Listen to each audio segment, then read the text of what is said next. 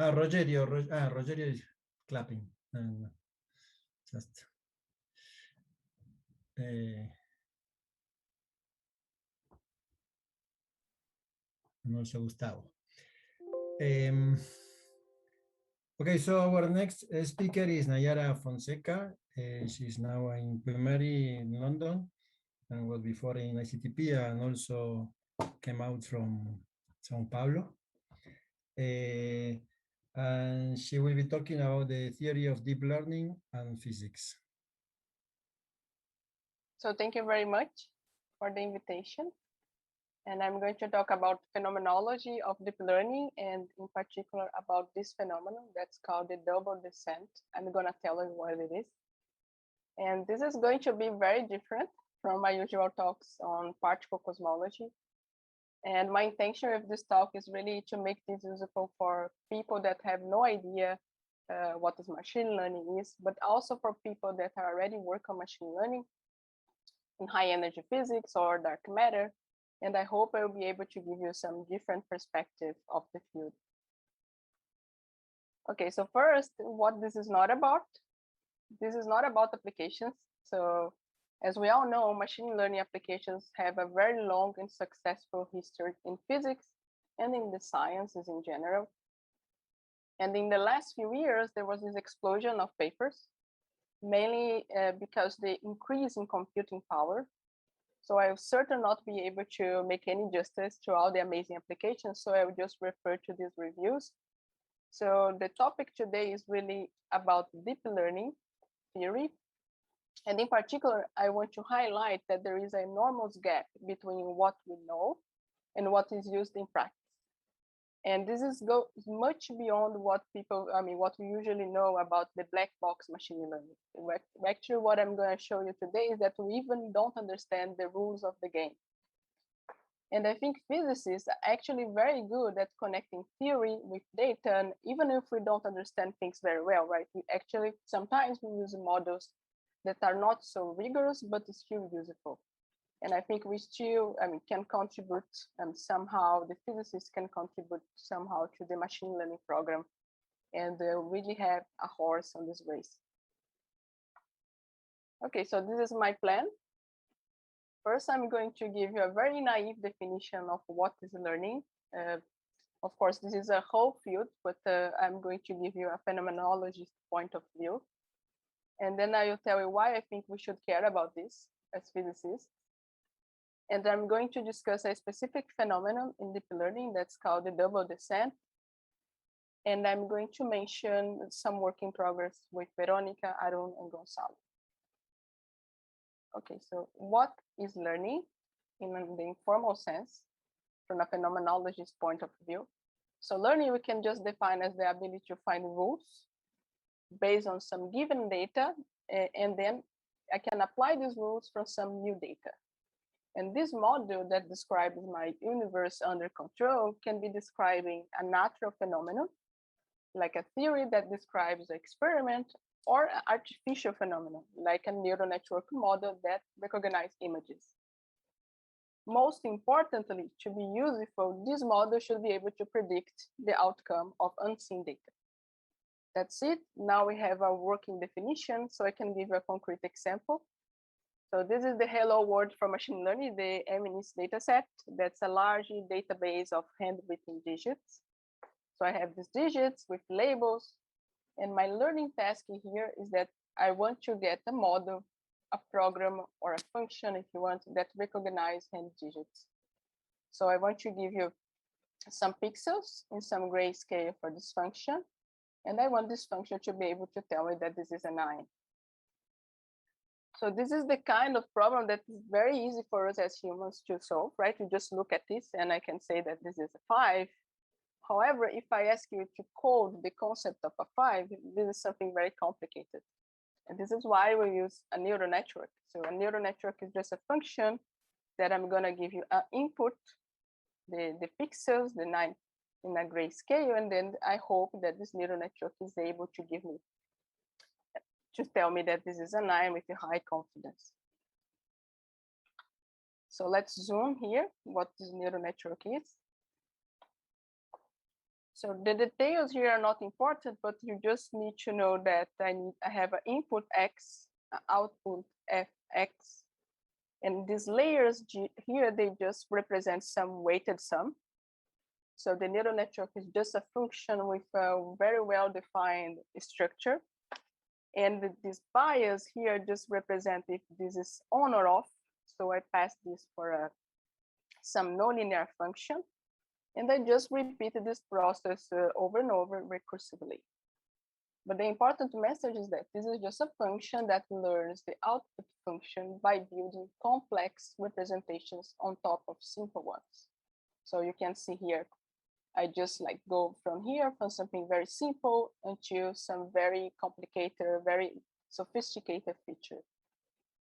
Just to let me fix some notation. So here, when I say in this talk width of the neural network, I'm just referring to the nodes or the number of parameters. And when I say depth, I just mean the number of layers. So for me, in this talk, deep learning just means a neural network with many layers. So now the important question, why should we care about this? And here I'm gonna use this talk by Ardenoy. That's very interesting. And as physicists, we are taught that more parameters is just something really bad. I mean, we always, at least as theoretical physicists, we always associate like more parameters is something that's ugly. So if I want a theory that's simple, actually I need to have something with a small number of parameters that's more elegant. And there is this famous quote by von Neumann that with 4 parameters, I can fit an elephant. With 5, I can make him wiggle his trunk. And this is actually apparently was done in this paper. However, deep neural networks, they don't care about what we think it's elegant. They are highly over-parameterized. And when I say this, just mean like they have much more parameters than training data. And they are just doing fine. And this is just like an example of a state-of-the-art neural network. You're not supposed to read this, but I just want to give you some scale. Let me show you exactly what I mean by this with a very simple example. So suppose that I want to fit these samples, these blue dots here, and I have many samples, and I have this truth function that's just the orange curve, and my model is the blue curve. The way I can measure error here is could be just like a mean square error. So I compare the function with the prediction with the true label. And as you know, the higher the error on the new data, the less likely this model will generalize. So here I'm trying to plot this with just 1 degree of freedom. Of course, this is quite bad. This is just a line. I'm in what is called the underfitting regime. So now I'm going to add 4 degrees of freedom, and this seems quite good. I basically completely overlap the truth function. And I really expect that if I'm adding new data, new blue points here, this is going to follow this curve. And then now I have like 15 degrees of freedom. This is quite bad. I do not expect that if I'm adding more points, this is going to generalize. I'm in what is called overfitting regime. So how we do this in practice as physicists, how we do this this model selection, how we understand model selection. You can call this bias variance trade-off. Maybe for physicists, you call this just common sense. So how we try to construct models. We just have a plot here for the error as a function of the parameters. So as I said before, I'm adding more parameters, and of course I expect that at some point my training error is 0, right? I completely overfit my training data. I pass basically over all the points. But of course, I do not expect that this is going to generalize, right? If I'm showing to this model new data, I just expect that this test error is just going up, just blows. So if you want to compare with the previous slide, so here is what we expect as the underfitting regime. This is the overfit regime. And here, this nice point here that is called the sweet spot is the perfect point, the point as, I mean, the exactly point where the complexity or the number of parameters that minimize the generalization error. The thing is that deep nets are here. They are like over parameterized, at least for the neural networks that are used in practice. The parameters are at least one order of magnitude higher than the training data. And what happens is the following: suppose that I'm fixing the amount of data that I have, and I just keep increasing the number of parameters. What happens is that the generalization error just goes down. So I just show new data to this module, I add more parameters, and this just does better and better. And this is quite weird. I mean, this makes no sense at all. And people try to reconcile this. And the name that they gave to this phenomenon is called the double descent. And this was given by these people here in this paper. And the idea is that actually this curve here is not like this. It's not just this part. Actually, there is another part that's like this. And now we are able to see because we have computing power to see this. And what happens is that once I cross this interpolation threshold, it's just that I just have as many data to be able to completely overfit my training set, this curve goes down again. Of course, this is very weird, very against the intuition, and this triggered gigantic literature. And until now, people don't know, until now, this is quite recent, right? 2019, but this kind of ages in machine learning. People are not able to explain why this happens exactly. Only in very simplified setups, we are able to explain why this happens and what's the range of validity. So this is like a research question now. And this is an experimental plot. We call this experimental plot. And they actually recover exactly this cartoon here. So what they are showing here, we have like the test again and train error as a function of the network width. And this just means that to the right, I'm increasing the number of parameters. And they divide this plot in what they call classical regime and modern machine learning regime. And of course, if we keep increasing the number of parameters, this just goes down. At some point, I completely overfit my data. I don't have any train error. However, they do observe exactly this, right? They just see that the test error goes up as we expect from classical statistics, but actually it goes down again. And this is, again, it was repeated with many experiments from many data sets for different neural networks, and they always got the same thing. And what is interesting is that in this paper, they repeat this, but now they add noise. They add some label noise. And what they see is that with noise, which is something that we expect if we are dealing with real data, this peak is higher, which makes sense, of course. And if I have noise, it's harder to overfit. But they also notice that this interpolation threshold here actually shifts to the right. This just means that it's harder to overfit this model. So this model with noise somehow is more complex for some measure of complexity. And what we would like to do in this paper is to exactly investigate this phenomenon, double descent and generalization, but in the context of contrastive learning. And why we think this is interesting is just because similar or different is the simplest question you can ask about an image, about an object that is not directly related with its features. So it doesn't matter if the features are very complicated. What is important here is the relation between the features. And here, this I'm doing with Veronica, Aaron, and Gonzalo. And the idea is very simple. The details are not important. We can discuss later, but just let me give you the high level concept. We are going to study this phenomenon, double descent, in a function, a neural network that's called Siamese neural networks. And this is just a function that measures similarities. This can be like two vectors that are related by a Lorentz transformation, or two images that I would like to know if they are images of the same person or not. But the big questions here are why over-parameterized DNNs, deep neural networks, generalize better, and how to generalize the concept of similar and different. And we decide to study this in pairs. Why we think pairs are relevant? Why would you like to study comparisons and not directly the features themselves? Because if we have pairs, we have two sources of noise. So here I have this list, for instance, of immersive labels. This is the fashion MNIST dataset.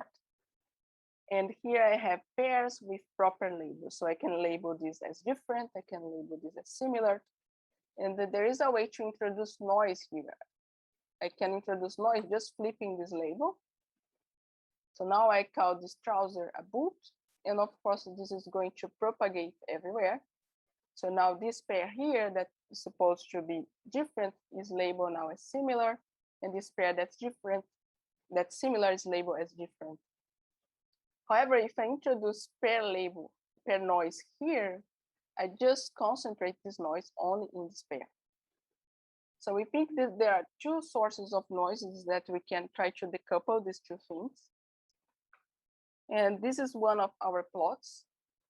Okay, this is a busy slide. Let me go over everything. So here we plot again the same kind of plot that we can observe double descent. So I have error, generalization error, as a function of the network width. And network width just means like the number of parameters, if you want. So our neural network here is quite small for the usual size of neural networks. So neural network width equals to any, we just have 60,000 parameters. And we just keep doing a loop, for instance, of this neural network by increasing the number of parameters. And we observe double descent in all the cases. Let me tell you what these curves are. So the orange curve here is the case without noise. The green is the pair label noise, and the blue is the single label noise. And we consider the same amount of effective noise. And of course, if I don't have noise, we expect that the error would be smaller, which makes a lot of sense. However, we are quite surprising that these two curves are very different. I mean, the comparison between the pair label and the single label noise. And we want to understand why this is so different. And in particular, it seems like this model, the single label noise, is much more complex. Remember this cartoon of the double descent? So the interpolation threshold is basically what divides the classical with the modern regime. And here, this is shifted to the right. So this is some indication that the model with single label noise is somehow more complicated. It's harder to overfit than the model with pair label noise.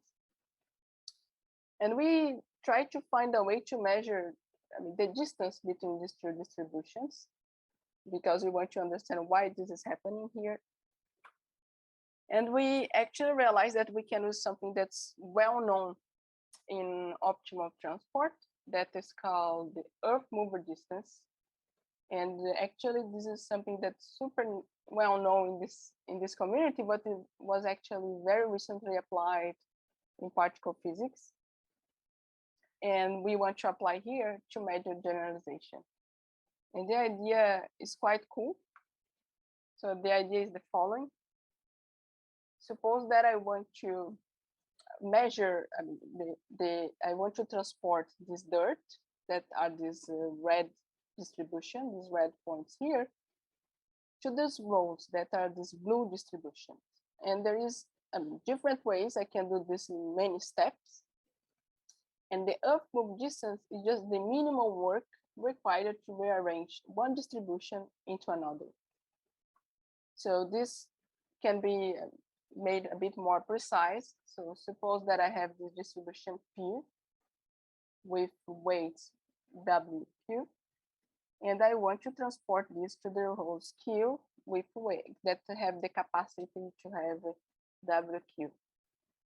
And I can use here a distance d between this matrix is just representing the distance between these points and these holes, this dirt and these holes, and the flux between the red distribution and the Q distribution. And of course, there are many self-consistent relations that you should apply here. For instance, I cannot transport more dirt than I have. The flux has to be always positive. And in our case, we consider Euclidean distance, but you can use any hipster distance that you want. And the definition of work in quotes here is just like the multiplication between these two matrices, right? The distance between dirt and holes, and also the flux.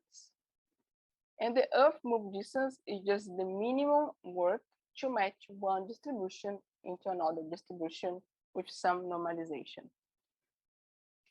So what we thought is that, well, this looks like I can apply the same idea to measure generalization, to measure learning. And our inspiration was that, well, maybe what the neural network is doing when it's trying to learn something, the neural network is just trying to minimize the earth move distance. And why we thought this could work, the idea is the following. So we have a very high dimensional space, but let's simplify here for 2D. So suppose that I would like to separate these two distributions, the red dots and the green dots. And I want to separate them by a distance d, the margin. So if they are separated by a distance d, I call them different. When I introduce pair label noise, what I do, I just take these 2 points here and they are similar, and I'm going to call them different. And I mean the same, I just take 2 points that are different and I call them similar. So what the neural network could have to do to adapt to this noise? So the neural network can just, in principle, put this point here. And then I'm gonna ready to classify this as different and can just make these points to go close to each other. And I'm going to classify them as equal. However, if I have single label noise, this is much more complicated, because suppose that I have these two distributions, one of dresses and one of boots. And what I'm doing, I'm just taking some point inside this distribution and put a noise there. So the neural network has really to deform, make some huge deformation to take into account about this, to start to overfit this noise.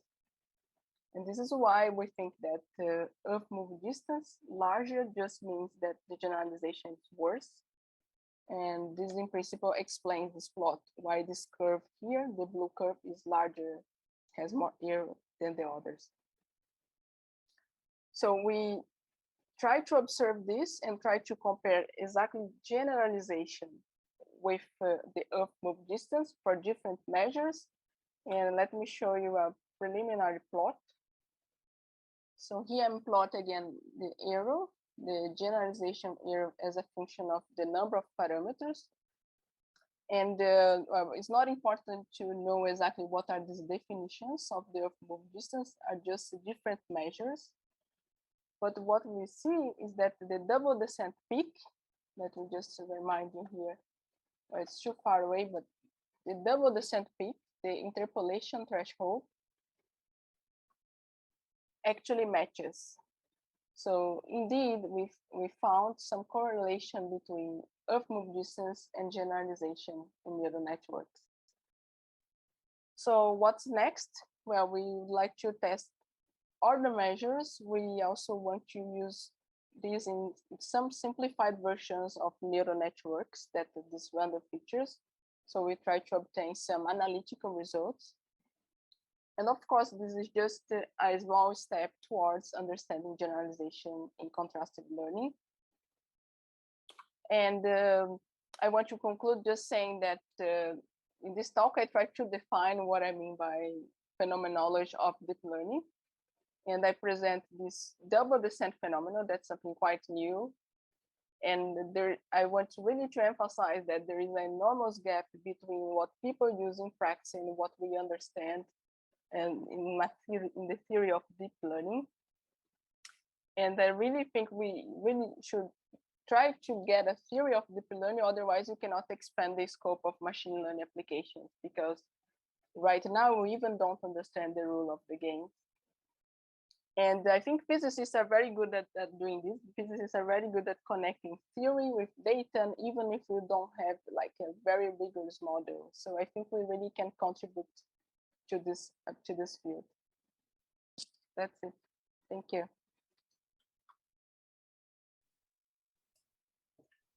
Thank you very much, Nayara, for this talk. So if there are questions, please. Gustavo? Okay, hi, hello, Nayara, everyone. Hi, Gustavo. Hi, how are you? So, thanks. This was a very interesting talk, very different, of course, but very interesting. But I'm trying, maybe I missed it, and you said it, and I just missed it because it's a different language. But trying to understand, what is it like that really happens at this threshold that takes you to the second descent? What's behind it conceptually that takes you to this this modern regime? What's happening? Exactly, but that's a good. We don't know. This is so is there any like people are just theorizing what's happening? Because I don't understand. I understand that you convince me that there should be this rise in the error. You convinced me of that. And then they said, well, then we observe that it goes down. I don't understand what that means. I mean, I mean, your question makes a lot of sense, because the answer, we don't know how to explain this. This is just happens. I mean, there is like overwhelming evidence that this happens in any data set that you tried, right? Even this simple data set that we tried, this phenomenon happens. And usually people in deep learning, they are here, right? They are like far away. They are not seeing this. And what people try to do, they try to like go over this and they observe this peak. And they say, okay, what's going on here, right? What's happening? And it's exactly the whole point, right? We are trying to explain, I mean, our explanation, okay, something very simple, but we are trying to understand, I mean, why this happens. And in our case, we're trying to explain just given another measure, right? Just given like this, using this Earth move distance. But indeed, I mean, I don't know. I guess nowadays nobody knows exactly why this happens. It's just this happens. There is overwhelming evidence for this, and the neural networks work well. That makes me feel a little better. So that means I didn't miss the whole central exactly. point. No, that's on the other hand, I mean, is it just because you have so many parameters that essentially each point is, you know, parameterized to death, and so you have no way of missing the actual function? Is it that simple, or people are talking about something deeper?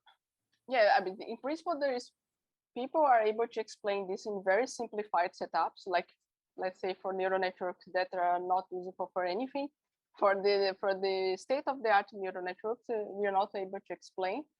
But the idea that people have is something like this. If I have so many parameters, somehow I have other classes of functions that I can use. And they are just simpler somehow, because I just turn off many of the parameters in practice. But I mean, there is no theory for this. There is no everything, and now everything's empirical. We don't know. Sounds very interesting. Sounds very interesting. Very interesting. Yeah, it's bizarre. Thanks. I know. Thanks. Thank you. Okay, thank you. A related question from an ignorant on this. How does deep learning chooses among all the many possibilities when you have over-parameterization? So you have infinite number of functions that fit all the points. You have a distribution of the parameters of functions. So you mean like why we are using neural networks to fit, or you mean? The example you show of the points and the fitting function, now with 4, 15, and or this more. One? This one, or? No, I mean there was this fitting function. Yeah, this one. Ah, this one. Yeah, here I'm just fitting like. In the one on the right, you fit all the points. I guess that when you go to the deep learning regime, you have many more functions that go through all the points. Exactly. Yeah, How do you choose among the functions? I could show another plot here, for instance, that I'm not showing, a plot where I have exactly the same thing, but I put like, I don't know, 40,000 of degrees of freedom. And then this fit is gonna be smooth again. That's what I'm saying. If I do, if I just keep, if I'm keep increasing this, it's just because before we didn't have the computer power to do this. So we stopped here and we are very happy because we have, okay, this explains the bias variance trade-off. So maybe when you have many more parameters and points, you end up choosing the function that fluctuates less. Yes, if you plot, I'm not sure if I have this plot here. Okay. But yeah, probably not. But if you keep going here, let's say, I don't know, just put a lot, just put like 40,000, then this is going to be good again. That's the double descent. Yeah. Okay, so it will be closer to the yellow line, to the orange line. Closer to the yellow line. Absolutely. Going through all the points. Yeah. Okay. Okay. So no, it's going to be smoother, right? It's going to be smoother. That's the point. Here, I'm in the overfit regime. Yeah. But if I'm increasing even more, I'm going to be smoother. I'm going to get something like this or even like better the orange, than but going through all the points. Okay. Very good. Yes. Nayara, let me piggyback the question here. You mean that is true even for just a polynomial? Even for just a polynomial. Yeah, I should have, I had this slide. So it's not particular, so this effect is not particular to machine learning or neural networks, right? No. This, yeah, indeed. I have exactly the same plot here, but for like something that we call ReLU networks. That is just like, think about a neural network, but the first layer is not trainable. So this is really not a neural network. It's just the way people like to write neural networks in this format. But then they have like a 4 frame here, and this 4 frame is exactly like this. I just put more parameters, and this is like, I mean, just it's good again. I mean, you have to do it. I did, and I believe because it happens, and it's kind of weird, but yeah, indeed. No, degree 55 polynomial. Sorry? If you use a highly degree polynomial, let's say 100 degree polynomial, it is still overfitting. I guess 100 is too low. I need to go higher, I guess, to make this overfit. But sorry, I think I didn't understand. I mean, you mean if I use exactly the number of points that I have here, right? Right. Is it the question? Yes, my question was if you increase arbitrarily the degree of the polynomial, in principle, at some point you get one smoother cure. Exactly, that's it. What is the level of the level of the degree of this kind of polynomial? Very, very good question. For these models that I just said, the ReLU, like ReLU neural networks, that is just like, let's say, two layers, and the first layer is not trainable. So this is basically just a regression, a complicated way to do a regression. In this case, this point, let's say the interpolation threshold, is exactly at the point of the number of data that you have. So this point happens at this, let's say I have a data set with like 10,000 points. This is going to happen at 10,000 parameters. But if you go to like neural networks that are more complicated, like this one here, we don't know. I mean, we don't know exactly when this happens. Rosario? Good point. Yeah, Nayara, thank you for the talk. It's very intriguing. I was not aware of this double descent phenomenon. I have several questions, but so one is exactly this plot here that you have in this slide now. So you see that the test error does not go to 0. Yeah. So it's kind of, So what's happening is kind of stabilizing, is reaching a plateau, or so it keeps going down, right? The test error is not going to zero, right? We don't expect that it's going to happen unless we show like infinite amount of data, right? But this is all right. But the thing is that what is very intriguing and what people in statistics are very upset about is that this is, you see, the value here is smaller than what they call the sweet spot. Right. So actually, if we go deep, like machine learning practitioners, they just make larger models and they are just better. They don't care, so because they are here. So indeed, this keeps going down, but I mean, it's very slowly, but Very keep slowly. improving. Keep improving. Yeah. Okay, that's really incredible. And so, of course, so the other question, another question I have is that this depends, of course, on the test set. So, of course, you have to divide a training set, how do you call it, a learning set, and a validation, and a test or something. And the test is where you actually find the error, right? If I remember correctly. So my question is the following: what happens if you include something that's different in the test set? Let me give you an example of what I have in mind. So you talked about the trousers and identify objects. What if you put a new class of objects in the test?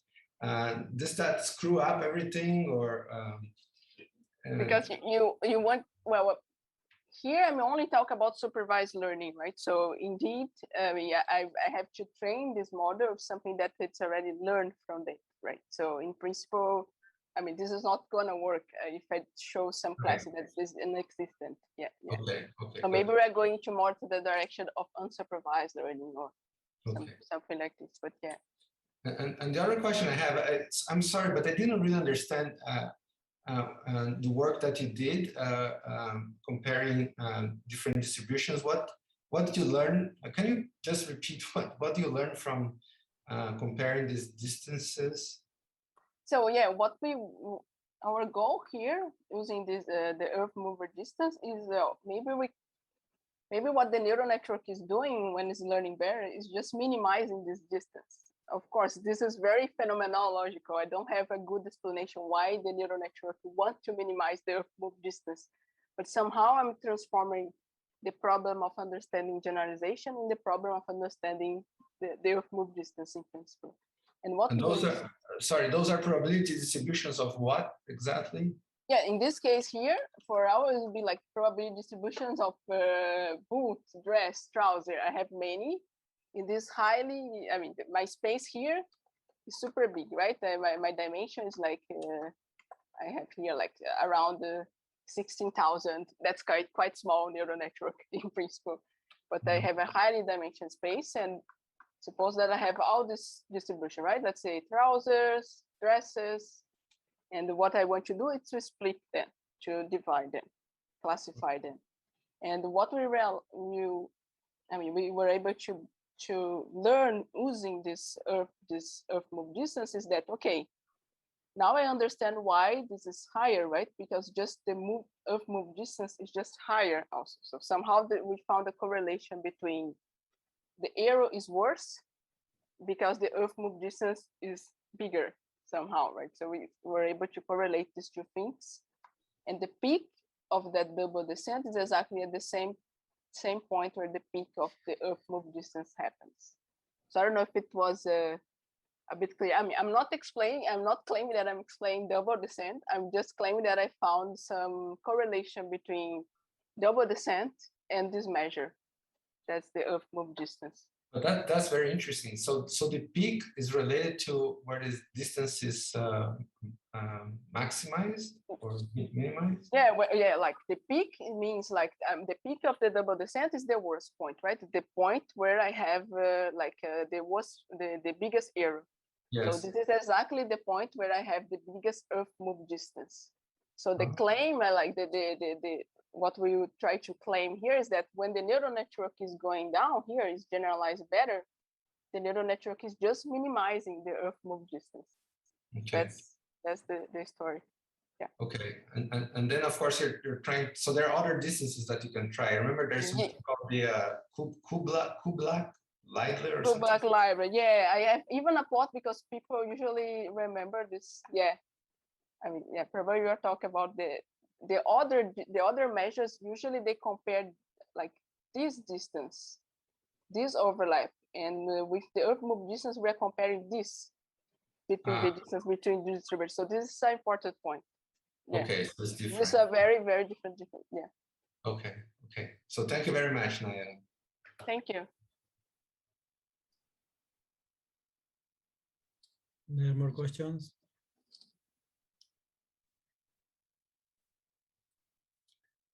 I have a very general question also. Suppose you have a neural network that distinguishes cats and dogs, and it learns how to distinguish it.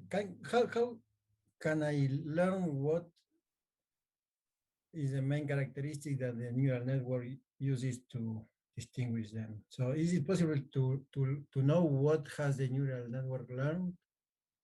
Yeah, this is a very deep question because I mean, people for like, okay, probably what the neural network is doing is looking like for the corners. I don't know, the cats are a bit different from the dogs, but sometimes the neural network is using things that we don't know, right? For instance, dogs usually are more outside, right? And then the neural network is using that this image has more, I don't know, it's brighter than the image of cats. So in principle, we don't know. Like this is the usual problem with interpretability, right? We are not very sure about what the neural network is using. What are the features that it's using to classify? Can be features that are useful for us as humans, but can be something that we didn't realize before. Yeah, but it is possible to know. Yeah, in principle, to look at the network and in principle, we can do something like this in this cartoon that I showed at the beginning. Like here, it's not always possible, but I can look like, you know, in the layers, what they are trying to represent here. Okay, I look at the layers and what the neural network is seeing here. You see, start first, see the colors, something easier, and then you start to realize like the edges, and then you start the contours. You see, you can just like somehow, let's say, take a snapshot of these layers, layer by layer, and then you see like here you can start to use some more sophisticated features. Yeah, in principle, I mean, the layer by layer you can see, but we never know exactly what the neural network is using in principle to something that for us is not useful as a feature, but for a neural network is useful to distinguish. Like this example of cats and dogs, people realized that the neural network was just using that dogs are more outside than cats in principle. Okay. Okay. There is a question by Javier. Yes. Hello. Can you hear me? Yes. Yeah. Yes. Okay. Thank you. First of all, thank you for this nice talk. I didn't know about this double descent phenomena. Very interesting. So I have a question is regarding how you compute these points that we see in the plots, because I mean, you plot the error against the number of parameters, right? So in principle, I choose a specific architecture and I compute the error, but in principle, I mean, this error is computed given a specific number of epochs, sure, the yeah. learning rate. So yeah, I mean, these are, I have a more like something more precise here. Let's see if I have this neural network. Sorry, this is just the plot that I want to show you before that I thought I didn't know. Sorry, I reply your question. Remember the plot that I show you. Yeah. Ricardo, I guess, asked me this, right? You see, like if I'm increasing the number of points, at some point I'm smoother again. sorry. So that was the question. Let me ask Javier, and then we can maybe go back to Ricardo. So yeah, this is my Siamese, right? The neural network. So we are using a Siamese with 3 layers. This is quite a small neural network. And the distance that we use is Euclidean distance. And then we are training with something that's called contrastive loss. That's just a loss that try to, okay, if the things are similar, I put this together. If they are different, I just make them apart by a distance m, the margin that we call margin. And yeah, I mean, and then we train for like, I guess for that plot 10 we have like 4,000 epochs, and we have like a sampling of 10 times neural network. Each point represents 10 times the training. Yeah, for this plot. But I mean, of course, I can train more. And I mean, have these arrow bars, right? Make these arrow bars smaller. So I don't know if it is replies. Yeah, each point here is like 10 times training of a 3-layer neural network for 4,000 epochs each.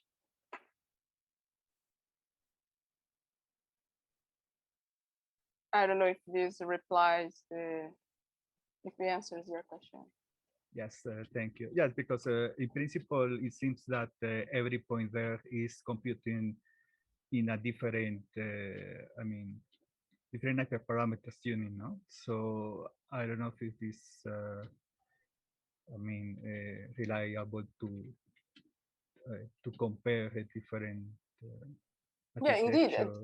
Like the architecture is the same. It's just like each point I add like more parameters in the layer, and this is exactly the effect that I want to measure, right? I want to measure the effect of what happens if I'm increasing the parameters, the width of the neural network, like in that direction of the width. Okay. So indeed, but the architecture is like the Siamese. I just keep increasing the number of parameters. Great. And how you consider also compute with the triplet loss, or this is a working progress? Sorry, say again. Computing with the triplet lost instead of yeah, this is also possible. Okay. Yeah, this is possible. We didn't do it, but this is quite nice, right? This is basically the idea. You have this triple loss. Basically, if you go to the airport, right? So you have your face, the passport, and the scan. So in principle, you have 3 figures, right? That you have to compare. Yeah, so yeah, we didn't try, but this is super cool. Yeah. Super cool. Yeah. Okay. Yeah. Thank you. Yeah. So let's go back to Ricardo's question. It was where? It was here. So see, Ricardo, I mean, this is a very recent review. It's quite good. I mean, this review, and here they are doing these random ReLU networks in 1 dimension. That's just what I said. Suppose that we have two-layer neural network, and the first layer is not trainable, something very simple. So it is a prototype of a neural network. And they are just doing this. Here we have like 3 features, let's say 3 parameters, and we're in the classical regime. Here I have 30, this is quite bad. So then I put 3,000 and I'm smoother again. That was the... Yeah, the counterintuitive thing is that you can understand why it goes smoother from the second plot to the third one, right? But it's very hard to believe. Of course, you have shown plots that show that, but it's very counterintuitive to believe that it will ever go below the first point. That's the non-trivial thing, right? Because in this case, they are not showing the true function used to generate the points. But in your case, it's very hard to believe that once you hit a polynomial that goes through every point, by increasing the degree of the polynomial, you ever get something that is smoother than a polynomial of degree 4, right? Yes, yeah. I mean, unless, of course, all the coefficients are basically 0, but that's trivial. I don't think that... Yeah, you mean like this sweet spot here, let's say. Yeah, to go below this point here. Yeah, then this point here. This is...